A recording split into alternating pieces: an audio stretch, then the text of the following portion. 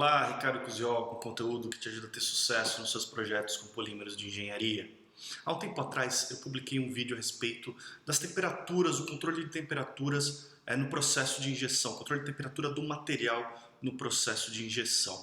E esse vídeo foi muito interessante, ele gerou uma série de comentários e recentemente eu recebi uma pergunta nesse vídeo que eu acho bem pertinente responder hoje nesse vídeo e pegar o gancho dessa pergunta e introduzir um outro tema também a respeito de polímeros de engenharia. Vou falar hoje com você a respeito de degradação de polímeros.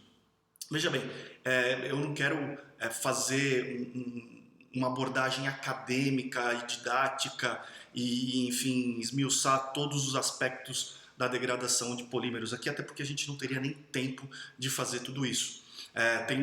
Se encontra na literatura muita coisa de muito boa qualidade e de pessoas com muito mais competência do que eu para falar e esmiuçar todas as questões químicas por trás da degradação, dos mecanismos de degradação de polímeros. Um bom exemplo é o trabalho do professor Marco Aurélio De Paoli, da Unicamp, que tem um trabalho, tem um livro, inclusive, muito completo a respeito da degradação e estabilização de polímeros, um trabalho bem didático, bem interessante. Eu vou deixar, inclusive, na descrição desse vídeo o link pro livro do professor De Paoli para que você possa dar uma olhada e eventualmente adquirir se for do seu interesse.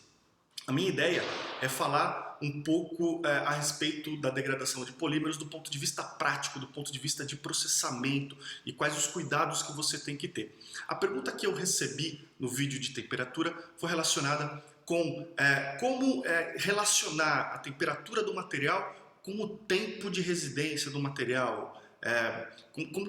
Como você determina a temperatura ideal em função do tempo de residência ou vice-versa? Essa pergunta foi feita pelo Rodrigo Matheus, é um ouvinte aí dos meus canais já há algum tempo, bem participativo. Eu agradeço o Rodrigo pelo comentário, pela pergunta, e eu aproveito para responder a sua pergunta, fazer algum comentário a respeito de degradação também.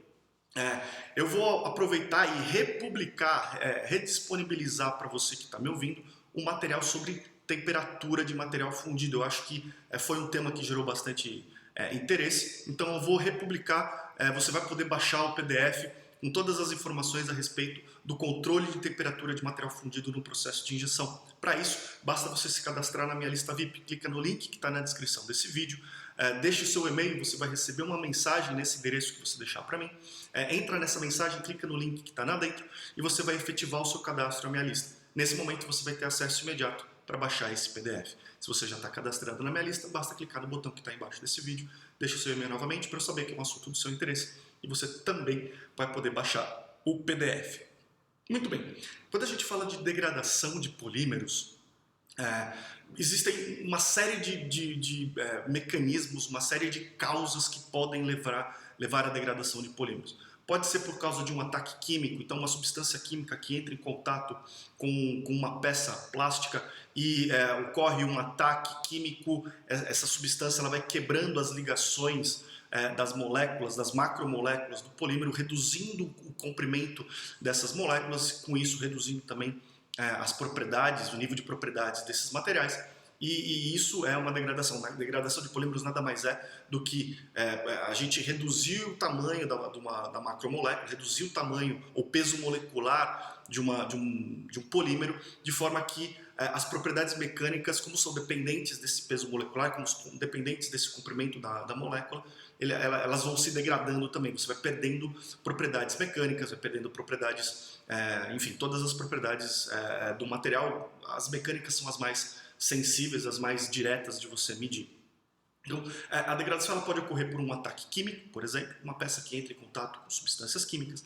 Nos polímeros é muito comum acontecer a degradação por exposição à ultravioleta, então peças plásticas que vão estar expostas diretamente à luz do sol ou a qualquer fonte de radiação ultravioleta, essa radiação ela também incide nas ligações das macromoléculas e pode quebrar essas ligações, levando então à diminuição do peso molecular, à degradação do polímero. Tá? Do ponto de vista de processo, no entanto, existem algumas coisas que é importante você ficar atento com relação à degradação. A primeira delas é a mais notória é a umidade. Para alguns materiais, como os nylons, por exemplo, como os poliésteres, esses materiais eles absorvem água do ambiente, do ar. E antes de serem processados, eles precisam que essa umidade seja retirada do material, porque no estado fundido esses materiais reagem quimicamente com a água, é como se fosse uma reação, um ataque químico também, como eu falei anteriormente. E essa reação química ela diminui o peso molecular, ela também quebra as cadeias moleculares, em alguns casos inclusive é como se fosse uma despolimerização do material, e isso também é um tipo de degradação, é uma redução do nível de propriedades mecânicas, inclusive peças injetadas com umidade, peças de nylon, por exemplo, injetadas com umidade, elas têm a tendência de serem bastante quebradiças, perderem muito propriedade mecânica. Agora, pensando em temperatura, o que degrada um material plástico com relação à temperatura são duas coisas. O excesso de temperatura ou o excesso de tempo sob temperatura. Isso vale para uma peça plástica que esteja em trabalho. Então você tem uma peça plástica injetada e você vai colocá-la para trabalhar num ambiente de alta temperatura, por exemplo, no motor de um carro. E essa peça ela vai ficar exposta a uma temperatura, digamos, de 130 graus. Essa temperatura de 130 graus, uma peça de nylon, vamos pegar um exemplo mais concreto. Uma peça de nylon exposta a 130 graus é uma temperatura legal. Porém, ao longo do tempo, mesmo sendo uma temperatura na qual o material suporta, que ele suporta mecanicamente, ele não se deforma mecanicamente, ele é um material que não se funde nessa temperatura, e ele é um material que até suporta um certo tempo sob essa temperatura, é uma temperatura até real para o nylon, uma temperatura de trabalho constante para o nylon.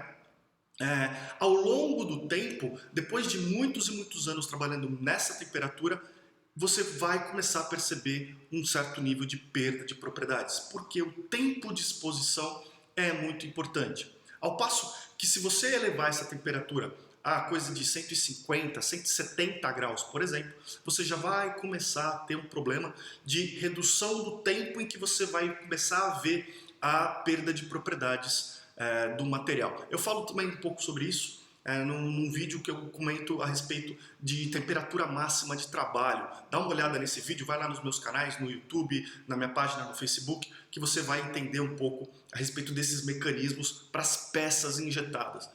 Eu falo um pouco a respeito de como você sabe qual é a temperatura máxima de trabalho de um material. Agora, pensando do ponto de vista de processo, a regra é a mesma. Você degrada o material por excesso de temperatura ou por excesso de tempo sob temperatura. Olha só, você para injetar um material, você precisa elevar a temperatura dele até o ponto de fusão desse material.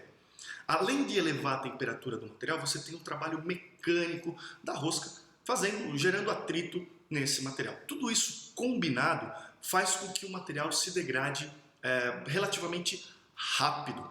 Então, para você minimizar a degradação do material sob essa temperatura elevada, continuando com um exemplo prático, o nylon, que trabalha aí, o nylon 66, que trabalha injetando, que é injetado uma temperatura em torno dos 300 graus, 295 a 305 graus, esse material, ele pode ficar exposto a esse nível de temperatura no máximo por 10 minutos.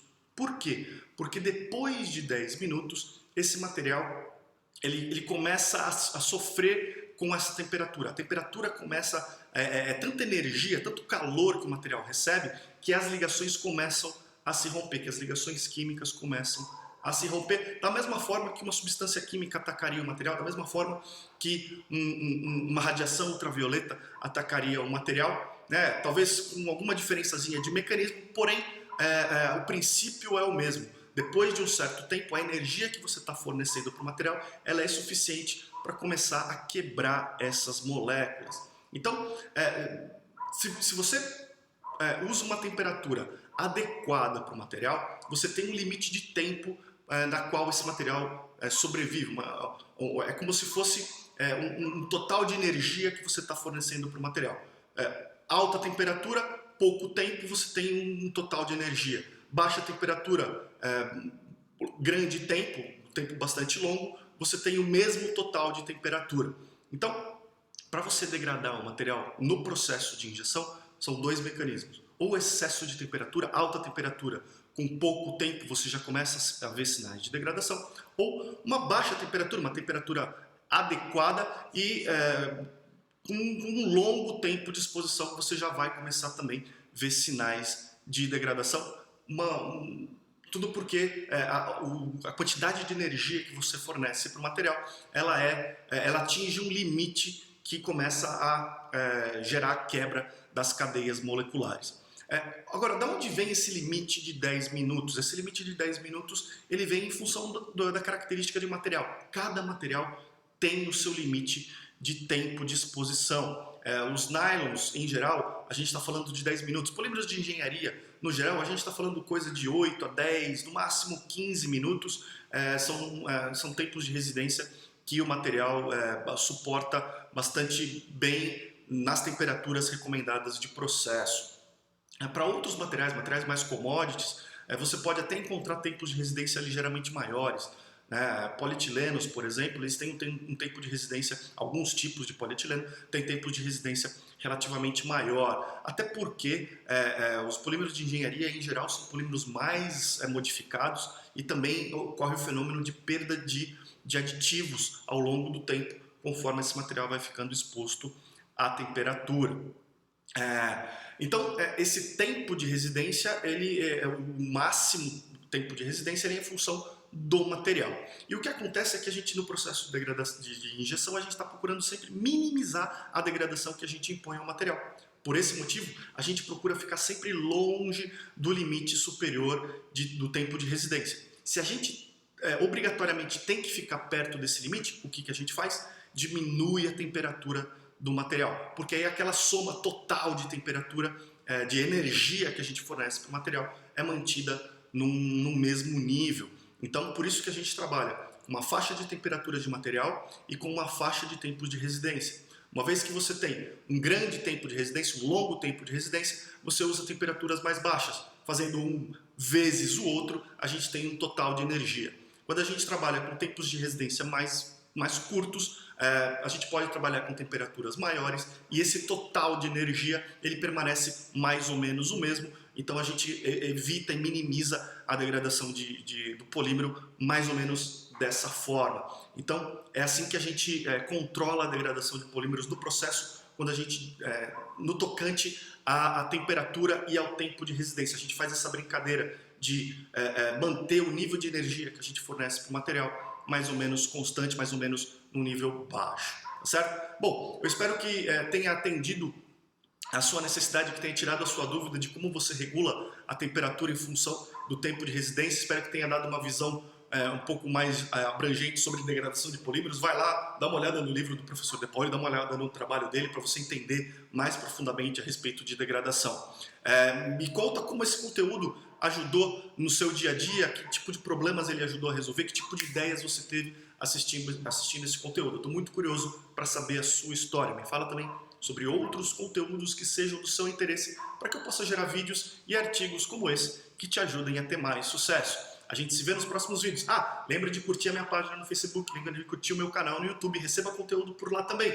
Um grande abraço, a gente se vê nos próximos vídeos e até lá.